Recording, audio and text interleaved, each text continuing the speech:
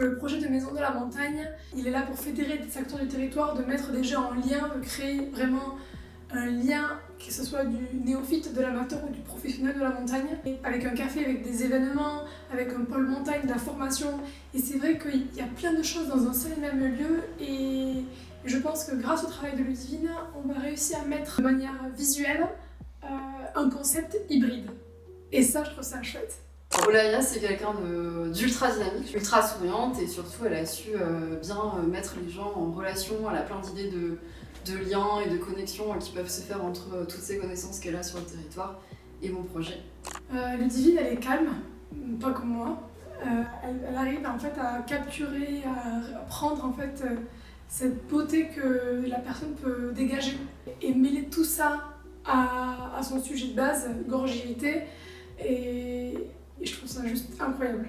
Ce que je cherche à faire ici, c'est vraiment de faire une archive de toutes les pratiques possibles de la montagne. C'est un endroit où les gens viennent quand ils redescendent ou quand ils se préparent à aller en montagne. Et donc je vais croiser plein de typologies de randonneurs, d'alpinisme, de grimpeurs différents, autant ultra professionnels que totalement amateurs. Et donc c'est ce qui va me permettre d'avoir une vision très large des pratiques de la montagne aujourd'hui. Je construis avec elle, donc je suis pas en attente de quelque chose. Et je pense que via son travail, on va réussir à donner en image ce que ce lieu hybride est. Donc les moments marquants, c'est surtout autour des gens que j'ai rencontrés ici. Donc déjà, il y a toute une équipe de filles bénévoles qui sont ultra géniales et qui sont bien accueillies, presque comme dans l'équipe.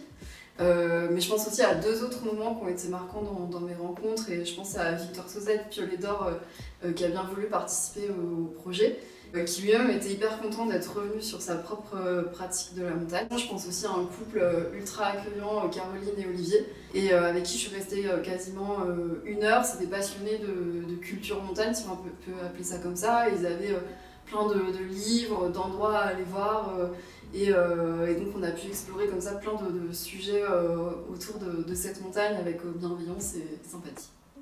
Beaucoup de choses, beaucoup de moments. Ce qui m'a marqué, c'est quand même les rencontres de toutes ces personnes qui sont passées devant la caméra et qui sont venues à la Maison de la Montagne grâce à Ludivine par rapport à son travail de prise de contact. Et je trouve que ça nourrit le projet et c'est vraiment chouette. Je vous donne un exemple, j'ai traversé en courant la rue pour lui faire rencontrer un ancien guide de haute montagne âgé. Attendez